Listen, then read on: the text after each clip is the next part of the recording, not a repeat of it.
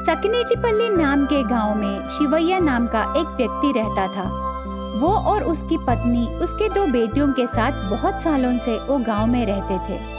शिवैया की बड़ी बेटी का नाम था कुंदना और छोटी बेटी का नाम था वंदना। 2 साल पहले बड़ी बेटी की शादी हो जाती है। वो उसके ससुराल में बहुत खुश थी। छोटी बेटी वंदना बहुत शरारती लड़की थी। घर में छोटी होने पर, सबकी मनमानी ज्यादा होने पर शरारती बनके छोटे बच्चों जैसे मनस्तत्व हो जाता है। एक बार आधी रात को चुपके से बगीचे में जाके कोई देखे बिना वहाँ रहे स्कूटर में से हवा निकाल के ऐसे सोचने लगी, बहुत अच्छी, सुबह पापा इसे देखेंगे। 10 बजे तक पंचर शॉप नहीं खोलेंगे। एग्जाम को लेट हो जाने से अलाउ नहीं करेंगे। इससे कल ऑफिशियली एग्जाम डुमा कर सकते हैं। ऐसे सोच के अंदर जाके भोली जैसे कंबल ओढ़ के सो जाती है। सुबह होते ही माँ उठाती है, वंदना उठो बेटी, टाइम 10 बज रहे हैं। आज का एग्जाम डुमा है क्या? वो बात से वंदना टाइम देखती है। 10 बजते हैं। वो अंदर ही अंदर खुश होती है, पर ऊपर से कंट्रोल करके, अरे क्या माँ, मैं पूरी रात पढ़ाई की, इसलिए मैं गहरी नींद में चली गई। माँ जाने दो, एग्जाम हो गया होगा। अभी मैं रेडी होके एटलीस्ट लैब को जाऊंगी। ऐसे भोली सी बातें कह के रेडी होती है। पिता उसके गाड़ी में वंदना को कॉलेज ले जाता है। तब वंदना मन में ऐसे सोचने लगी, बेचारे पापा को पता नहीं मैंने ही गाड़ी में से हवा निकाले करके। इतने में पिता वंदना को कॉलेज के पास छोड़ता है। कॉलेज में जाते वंदना से पिता ने ऐसे कहा, ठीक है वंदना, एग्जाम अच्छे से लिखो। तब वंदना आश्चर्य होकर ऐसे कहने लगी, लिखना तो मैं भी चाहती हूँ पापा, पर सुबह मेरी नींद नहीं खुली, इसलिए मेरे एग्जाम का टाइम हो गया है। अब तक एग्जाम शुरू हो गया होगा। इससे पिता थोड़ा सा हंसकर ऐसे कहने लगा, तुम बहुत मुश्किल से एग्जाम से डुमा मारने के लिए हवा निकाल के बहुत अच्छा प्लान की बेटी, पर मेरी गाड़ी को स्टेपनी है ना, और तेरी माँ तुझे रात को ही देख ली, इसलिए घर में सभी घड़ियों को घंटा आगे रखी बेटी। तू अभी कॉलेज को सही टाइम पर आई। ऐसे रिवर्स पंच पिता देने पर वंदना शॉक हो जाती है। इस तरह के वंदना के शरारती कामों से वो घर में बहुत हलचल रहता था। ऐसे खुशी से बीतते समय में शरारती लड़की वंदना को शादी करने रिश्ते देखने लगते हैं।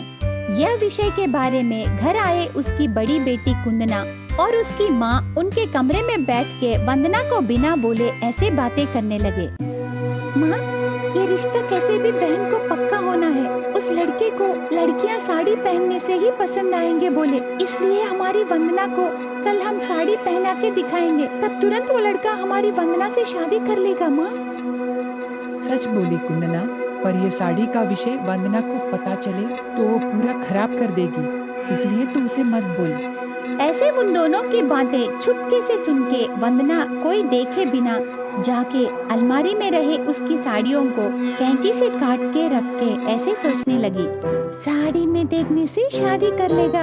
अब देखिए घर में एक भी साड़ी नहीं बचेगी, बेचारा अभी कैसे करेगा शादी। ऐसे अपने आप में हंसने लगी। अगले दिन लड़के वाले घर आते हैं। तब वंदना भोली चेहरा लेके माँ से ऐसे बोली, माँ मेरी अलमारी में सभी साड़ियों को चूहे काट लिए। माँ अभी मैं लड़के वालों के सामने कैसे जाऊँ? अरे रे, वहाँ लड़के वाले आ गए। अभी तू नहीं जाने से अच्छा नहीं रहेगा। वो लड़के को तू साड़ी नहीं पहनने से पसंद नहीं आएगी। रहने दे, एक काम करते हैं, तू ड्रेस पहन के आ जा, जो होगा सो होगा। ऐसे माँ कहने पर पहने से ड्रेस से ही लड़के वालों के सामने जाती है। वंदना को देख के लड़का ऐसे कहने लगा, थैंक्स आंटी, लड़की को आर्टिफिशियल तरीके में साड़ी पहना के नहीं दिखाए। मुझे पसंद आई बोलने पर मुझे गलत नहीं समझे और नॉर्मल ड्रेस में ही दिखाए। Thank you so much. तभी वंदना को उसकी दीदी और माँ के किए धोखा समझ में आता है। इस तरह शरारत लड़की वंदना के लिए घर में सभी स्मार्ट बनके उसके आइडियाज से और ऊपर आइडियाज डाल के उसकी शरारत को एंजॉय करने लगते हैं। उसी ट्रस्ट में वंदना और लड़के को पसंद आने पर वंदना को उस लड़के से शादी हो जाता है। विदाई के समय वंदना ससुराल जाने के लिए मनमानी कर रही थी। मैं ससुराल नहीं जाऊंगी पापा, वहाँ टीवी सीरियल्स में रहे हिंसा की ये सास को सपोर्ट करती ननद, शहर शहर घूमे पति, चुपचाप रहे ससुर जी रहते हैं पापा। ऐसे रोते समय उसकी सास ऐसे बोली, देखो वंदना बेटी, तुमने जैसे सोचा वैसे सीरियल के दुख हमारे घर में नहीं रहेंगे। हमारे घर में टीवी सीरियल नहीं देखते।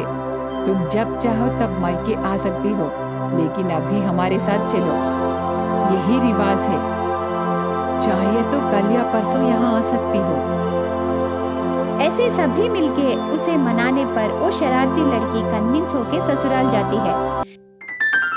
इस तरह शरारती लड़की वंदना नई दुल्हन बनके ससुराल जाती है। उस रात दोनों बहनें पब से घर लौट आईं। ठीक है, जाओ सो जाओ, कल से तुम्हें इंटरव्यू की तैयारी करनी है। सुनकर वो चौंक गई। वो क्या इंटरव्यू है? मुझे इन सब चीजों में नहीं पढ़ना दीदी। मुझे कोई अंग्रेजी नहीं आती कि मैं उनके सवालों का जवाब दे सकूं। प्लीज समझो। तब सौम्या बोली, यहाँ अगर तुम्हारे पास नौकरी है तभी सरवाइव कर सकती हो, और जॉब करने से तो वैल्यू मिलती है, नहीं तो सब हमें बस यूं ही समझ लेते हैं। अपनी डिग्निटी बनाए रखने के लिए जॉब करना ही होगा। बिना कुछ जाने में इंटरव्यू कैसे दूंगी दीदी? टेंशन मत लो, जो इंटरव्यू लेगा ना तुम्हारा, वो मेरा पक्का दोस्त है। कल पूरे दिन इंटरव्यू की तैयारी कर लो, परसों होगा तुम्हारा इंटरव्यू। मैं उससे तुमसे केवल हिंदी में सवाल पूछने के लिए कहूंगी, ठीक है? हाँ ठीक है दीदी, ऐसा है तो कोई बात नहीं, मैं संभाल लूंगी। ये कहकर वो वापस अपने कमरे में चली गई। वो रात ऐसे ही गुजर गई। फिर सौम्या ने अगले दिन श्यामला को कुछ किताबें पढ़ने को दी। क्योंकि सभी किताबें अंग्रेजी में थीं, तो उसने कोशिश तो की, लेकिन वो कुछ समझ नहीं पाई। उसे काफी दिक्कत हो रही थी। उधर सौम्या ने अपने दोस्त को फोन किया और अपने दोस्त को अपनी बहन के बारे में बताने लगी। एक छोटी सी पोस्ट के लिए ही ट्राई करूँ ना, ताकि वो सिटी लाइफ से फैमिलियर हो सके, बस। ओके, तुम उसे भेजो, I will take care of her. मैं देखता हूँ कि तुम्हारी बहन को उसकी प्रोफाइल के अनुसार नौकरी मिल ही जाए। ओके, ठीक है? Thank you so much Vamshi. फिर उसने फोन काट दिया और श्यामला को बुलाकर उससे यूं कहने लगी, मेरा दोस्त तुम्हारा हिंदी में ही इंटरव्यू करेगा और तुम समझदारी से जवाब देती जाना। अपनी बेवकूफी से मेरा नाम मत डुबोना, ठीक है दीदी? उसने कहा। अगले दिन श्यामला तैयार हो गई और इंटरव्यू देने के लिए गई। वामशी श्यामला के सामने बैठा था। श्यामला को देखकर कहा, हाँ अंदर आओ, तुम सौम्या की बहन हो, है ना? हाँ सर। आपने कहाँ तक पढ़ाई की है? मैं रात के 9 बजे तक पढ़ती थी और बाद में नींद आने पर सो जाती थी, किताब को एक तरफ रख देती थी। ये सुनकर वामशी चकरा गया। अरे मैंने तुमसे ये नहीं पूछा कि तुम रात में कितनी देर पढ़ाई करती थी, तुम्हारी क्वालिफिकेशन। ओह ठीक है, मैंने इंटर तक पढ़ाई की है सर। तुम और क्या क्या जानती हो ये बताओ। मैं पूरियां बेल सकती हूँ और फ्राई कर सकती हूँ, और मैं पुराने कपड़ों पर बहुत अच्छी तरह से रफू लगाती हूँ सर। उसने कहा तो वामशी दंग रह गया। मैं वो चीजें नहीं पूछ रहा हूँ, ये बताओ तुम कंप्यूटर पर क्या जानती हो? कंप्यूटर पर तो कोई चीज नहीं जानती हूँ सर। मैं अब अच्छी तरह से समझ गया। ठीक है, हम तुमको जावा सिखाएंगे। ओके रहेगा ना तुम्हारे लिए? मुझे जावा बिल्कुल भी पसंद नहीं है सर, मैं इसे कभी खाती ही नहीं, लेकिन हाँ मुझे चपाती बनाना बहुत पसंद है। और वो बहुत सारी ऐसी बातें कहने लगी जिसका इंटरव्यू से कोई मतलब ही नहीं था, और वामशी को उसने बोर कर दिया। तब वामशी समझ गया कि अगर वो श्यामला को नौकरी देता है तो वो अपनी नौकरी भी खो देगा। अब तुम अपनी बातचीत बंद करो और यहाँ से तुरंत चली जाओ। मैं तुम्हारी बहन को फोन पर बता दूंगा। तो मुझे कब ज्वाइन करना होगा सर, ये तो बता दीजिए। पहले तुम अभी यहाँ से जाओ, बाद में बताऊंगा। वो उस पर चिल्ला पड़ा और उसे भेज दिया। बाद में उसने सौम्या को फोन किया और कहने लगा, Saumya please don't take it otherwise, लेकिन इस शहर में सिर्फ मैं ही नहीं, कोई भी उसे नौकरी नहीं दे पाएगा। मैंने बस कुछ ही मिनटों के लिए बात की और मैं पागल हो गया। एक डम दिमाग की लड़की को लेकर मैं क्या करूंगा? तुम्हारी बहन को नौकरी देना is next to impossible for me. जब उसने ऐसे कहा तो दरअसल हुआ क्या है वामशी? उसने पूछा तो वामशी ने सारी बात बता दी। ये सुनकर सौम्या को अपनी बहन श्यामला पर बहुत गुस्सा आया। I am sorry Vamshi, please don't mind. बाद में उसने कॉल काट दिया। श्यामला भी वापस घर पहुंच गई। कुछ देर बाद सौम्या गुस्से से भरी घर आई और क्या तुम मूर्ख हो? क्या इंटरव्यूअर को जवाब देने का ये तरीका होता है? जावा का मतलब खाने वाला जवा? तुमने ऐसा क्यों सोचा? वो चिल्लाई। श्यामला ने बड़ी नम्रता से जवाब दिया, मुझे कैसे पता चलेगा कि जावा का मतलब है मैंने जवा ही सोचा। तुम इतनी मूर्ख कैसे हो सकती हो? मैंने तुमको पढ़ने के लिए किताबें दी थी ताकि तुम इस टॉपिक से फैमिलियर हो सको।